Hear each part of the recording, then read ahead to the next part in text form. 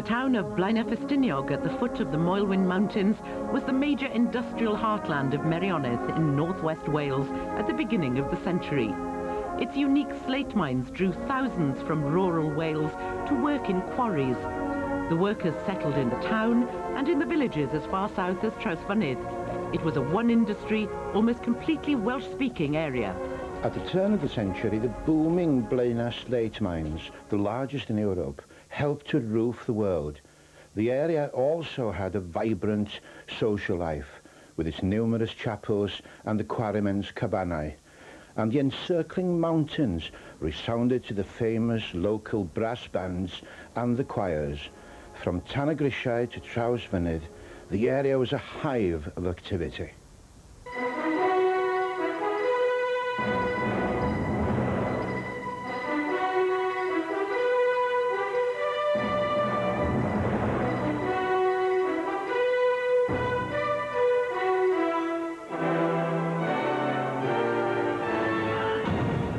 Ffestiniog in 1900 was a minor Klondike with the quarries booming.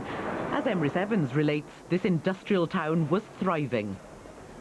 At the beginning of the century, something like 4,000 odd people were working in the quarries, all men and boys. As a town, as a district, as a quarrying district was at its peak. The streets of Blaenau bustled with shoppers and quarrymen before the First World War, as a young girl remembers. You couldn't go past them up the street. They filled the streets like an army when you came home, you know, at 4 o'clock. You didn't have to have a watch to tell the time either. Blaenau was a thriving commercial centre for the whole Vale, the place to visit from the nearby village of Trawsfynydd, as Nellie Lewis recalls. What a huge place I thought it was. I thought I'd never seen anything like it. And by 5 o'clock, when the men were coming from the quarries, you couldn't walk on the street. There were so many people, many men coming home. It's very busy, Blaenau. Let's have a market there every Saturday night. 2 picture houses. Bands and choirs flourished, and the numerous chapels were centres of rich and varied cultural activities. Big congregations on the Sunday, the Sunday school going full blast. Enough meetings during the evenings to occupy people all through from Monday through almost to Friday. Various meetings like Siat, Corogweddi and the Band o Hope. It was a town of concerts. We could have dramas, different drama for a week or a fortnight, perhaps English or Welsh. Organ recitals with the best organ reciters you could find.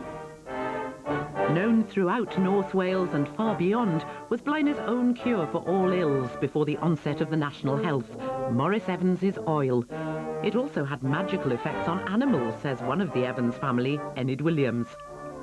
A little boy was sent to fetch a bottle of oil to treat a cow, and as he was running across the field, he tripped and spilt the oil over the grave of a cow which had died the previous day.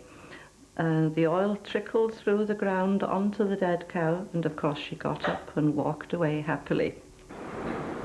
With the outbreak of the Great War, the quarries ground to a halt as slate production was a non-essential industry. Many quarrymen band members were territorials and were called up, as former band leader Robin Morgan relates. Most bands went and joined en bloc Sand band on the station platform in Sand. Being called up to the army, all in uniform. But other members went as well, like my dad, who joined the Royal Welsh and eventually landed in the South Wales Borderers, playing his trombone. Former pupils of the local grammar school who enlisted and had gone to France to fight returned to the school to persuade pupils to enlist in the army. The headmaster brought 2 young men, and we knew them, you see. They'd only left about 3 years before. The headmaster, you see, brought them round to show to us how brave they were to go to fight for their king and country. There was also a massive army training camp at nearby Bron-Aber. The daughter of a professional soldier there remembers the place teeming with soldiers. Well, there used to be 2,000. There used to have 1,000 both sides living under canvas. And there used to be 200 living through the middle of the camp, and there was a lot of people, wasn't it? Got good business for Trawsfynydd and for Blaenau, as far as that went. The area suffered greatly. The poet whose death symbolised the losses in the First World War in the area was local boy Hedd Wyn, Private Ellis Evans. Before departing for the front, he taught local youngsters in Sunday school. They used to come there and tell us stories. After a while he went, so didn't he? Well, that's all where they went, all of them, wasn't it? Because really he was young, wasn't he? Nobody wants to lose anybody as young, do they? After the war, there was a period of more demand for slates, and the Blaenau quarries were busy, but not on the pre-war scale. The work underground and in the slate mills was unhealthy, as former quarry miner Evan John Williams recalls. When we started, there was a very, very dusty place, and the beams were about that thick, about 4 or 5 inches thick of dust. And of course, when we were young men, we wanted to spray water on. But the old men say, no, we get rheumatic, you know. But they didn't think about the dust. The quarrymen worked without protection from the dust and ended up with silicosis. The men were upstairs in these little bedrooms, these small houses, gasping for their breath, you know. And really bad, you know. The most notable health improvement after the war was the War Memorial Hospital, coping with serious accidents in the quarry. It also carried out major operations, as a quarry first aider, Cyril Roberts, remembers. They decided to have a hospital. And believe me, that was one of the best things they could ever have in Blaenau. You name any operation on the body, bar head injuries and a heart operation, that has not been done in the hospital years gone by. Amputations, perforations, and so for all of them have been done in Blaenau. Quarry life was not all hardship, however. One quarryman remembers the brotherhood of the caban, the quarryman's meeting place. Well, the caban was a central part of the bonk, as we call the working level, you see. The caban was a central part there. Quarter of an hour to eat, quarter of an hour for caban matters. And there was and they arranged things. During this little quarter of an hour, they had this water there during Christmas, lasting for 3 or 4 weeks, various competitions. I wouldn't for the world only have missed being in the quarry, because of the community there, because of the workforce there, the close-knit community which existed there then. Fishing in the lakes above Ffestiniog also offered an escape from the gloom of the quarry caverns, as a keen angler remembers. A lot of the workmen in the Ffestiniog quarries worked underground. During winter time, they didn't see much daylight. Therefore, getting out into the open, out into the mountain air, was a great help to them, I think, to sort of get a break from it all. The other great escape was to the town's many cinemas.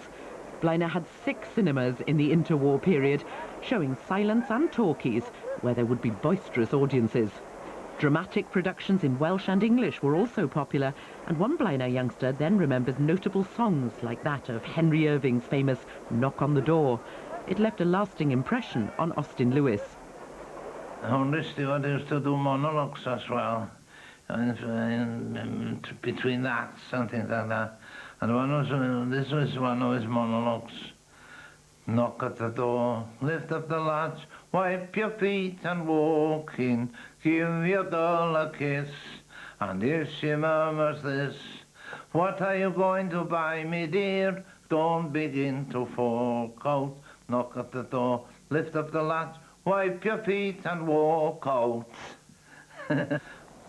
The economic depression brought gloom, forcing workers on short time and leading to the famous Tuppenny strike in 1936. But the band room offered comfort from the hard times. They used to go to the band room even on a Saturday night They had no money to buy beer, did they? The band knows everything here. And the band would turn out at every concert to help the needy. And then they had a collection card, and they said on the card, helpwch y band, na'r band yn helpu pawb. Help the band helps everybody. Band members also formed jazz bands.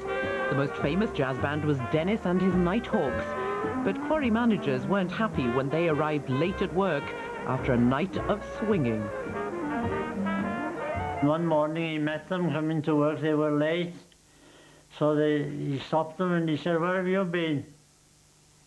Oh, we had a dance in Abererch last night. We were playing there and it was late when we got back. Oh, what do they call this dance orchestra of yours? Oh, they said the Nighthawks. Well, look here, he said, I don't want Nighthawks, I want Dayhawks in the quarry. And he promptly sacked them there and then on the spot.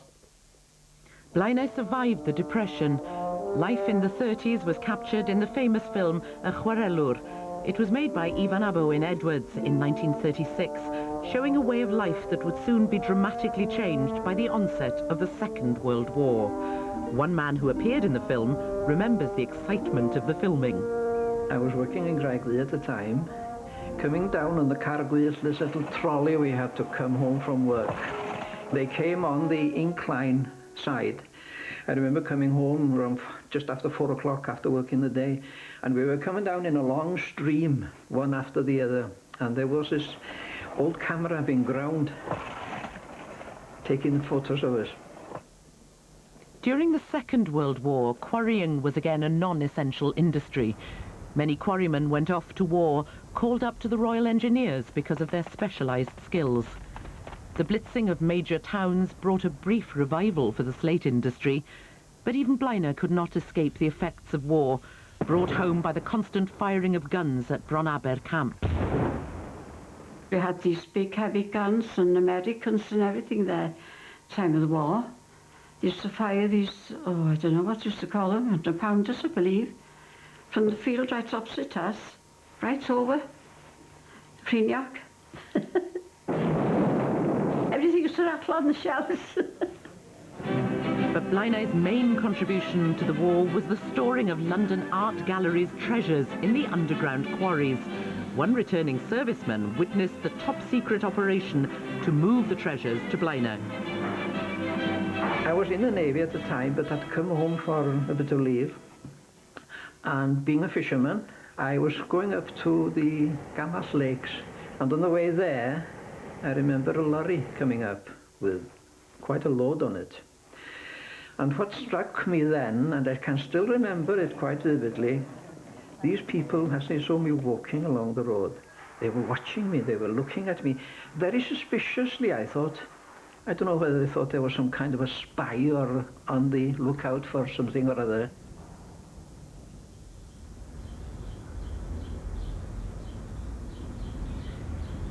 Many Blaenau men fell in the war, but some survived, only to be killed in the quarry on their return.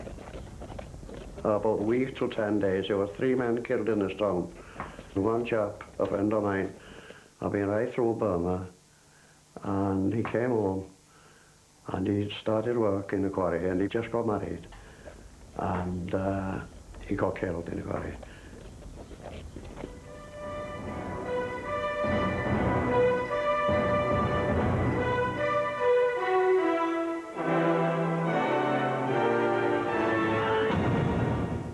Slate quarrying after the war was never the same again, as men desired less dangerous work. Central government initiated public work schemes like the Tanygrisiau hydroelectric power station. It further hastened the decline of the slate industry, as remembered by David Price. A lot of the quarrymen, especially them that were tunnelling and that, they were used to driving levels and roofs and that, you know. It brought higher wages, and it was one, I think it was one of the happiest contracts I've known about, you know. Everybody said at the Tanygrisiau scheme, there was something unique about it, you know. But the slate quarries hit back by adopting new methods of production through mechanisation and open-cast mining. Excavators were used to ease extraction from the quarry face and new powerful diamond saws to cut the rock. But the drift from the quarries was further accelerated by the onset of the largest public works scheme to transform the Blaenau area, the building of Ffestiniog nuclear power station. Many local workers found lucrative jobs there. So I happened to say to a bloke from Traws, who's going to Traws, anything going in Traws, usually on Friday, give me a tinkle. Well, he rang me back and he said, they want you to start tomorrow morning. I said, what, Saturday? He said, yes. Make our bucks, make our hours, and easy come, easy go.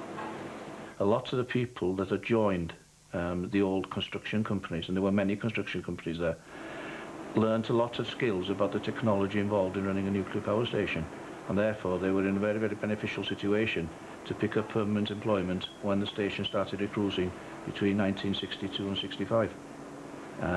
It boomed Blaenau into a situation where there was much spending in the town, in the pubs and so forth. You couldn't get in the evenings. New industries brought new challenges to the Welsh language in Blaenau. The sacking of 2 workmen at the local Brewer Spinks factory in 1965 for speaking in Welsh led to the first ever working-class language protest.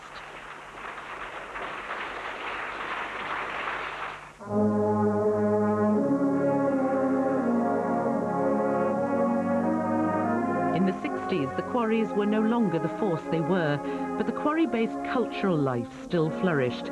The Oakley Band, once entirely composed of quarrymen, changed with the influx of other workers, as Robin Morgan remembers. There was a period in 1969 when only one member of the band actually worked in the quarry.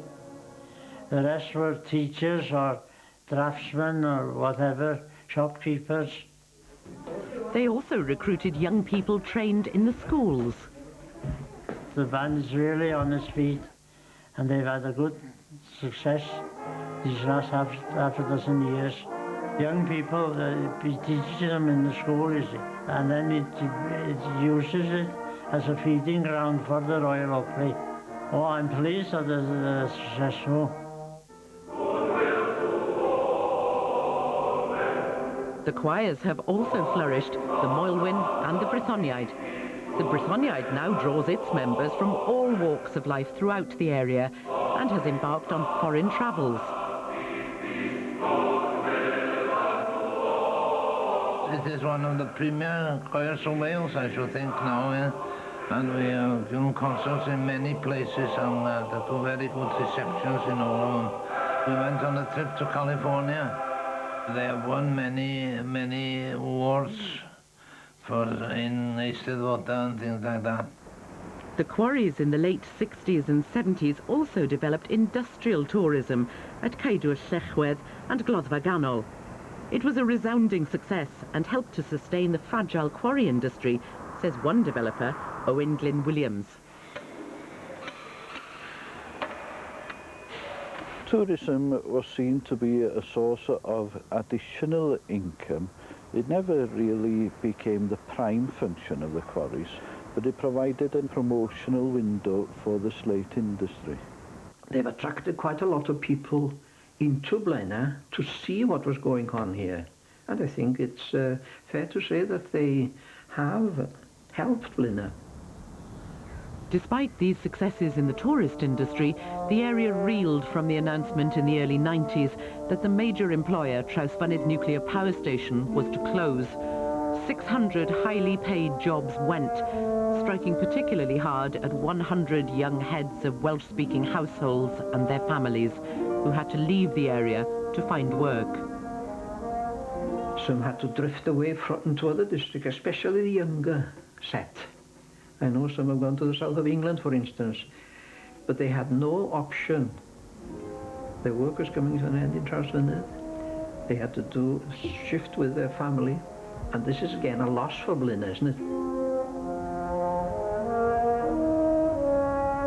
No large-scale employer has come to replace Trawsfynydd as a powerhouse for the local economy. But one former employee there, and now a local enterprise leader, claims that all is not doom and gloom following the closure of Trawsfynydd. The skills are still there. Once you gain a skill, you never lose it. It's like passing an exam, you've always got that piece of paper. And I think what we must do is to use the expertise that we've got in the area and develop and train the young people of this area with that expertise and let them be given the opportunity that we were given. But since the closure of Trawsfynydd, Blaenau has relied increasingly on tourism. And this year, the 6th millionth visitor arrived at Ceidl Llechwedd. Ffestiniog has its famous light railway, but how much real benefit has this and other tourist attractions brought to the town?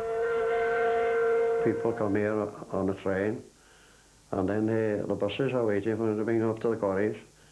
And then there's a Ffestiniog Railway, they go down to Blaenau, which they spend the money there, they don't spend nothing here. Of course, there's nothing much here, of course, anyway now. Slate quarrying, despite its century-long decline, is still important, employing hundreds, and has a central role to play in the local economy. In the late 60s, I believe there were 2 quarries working in the Blaenau Ffestiniog area, and in the late 90s there were about 7 quarries working. This represented a quite substantial growth and faith in the slate industry. Well, slate, having said everything about it, is still the best in the world. There will be a day that'll be, oh yes, they'll be all jumping for the slate again probably. Yeah. Blaenau is also looking to develop new byproducts from its slate waste for building products and other commercial uses like cosmetics. Local firms are at the forefront of these developments and could provide a future lifeline for the town. There is a company at the moment which is working very successfully on a prototype on slate byproducts, and they're now in the experiments have been successful, I believe, and they're now in the process of buying the equipment. And certainly long term there's tremendous potential in what they're actually doing. The area also has a few factories, including a modern plastics works, which employs several hundreds. But the area, with high unemployment, continuing depopulation, and the failure to attract a new large-scale employer, has seen a marked decline this century. In a bleak period, how do Blaenau people see the future, especially in the town itself? The modern policy of centralisation, I think, to all the services and branches of various agencies seem to be being taken away from us. It's quite a shame to see the high street as it is now. I don't think that slate quarrying is going to be the lifeblood of Blaenau as it used to be. But given other industries, which I hope will come here eventually, I think Blaenau has a future. Blaenau, after the closure of Trawsfynydd nuclear power station, faces, some say, a very bleak future. But hopefully, with the advent of Slate Initiative and Objective 1 money, Blaenau can resurrect itself from being a bleak town which once, at the beginning of the century, roofed the world.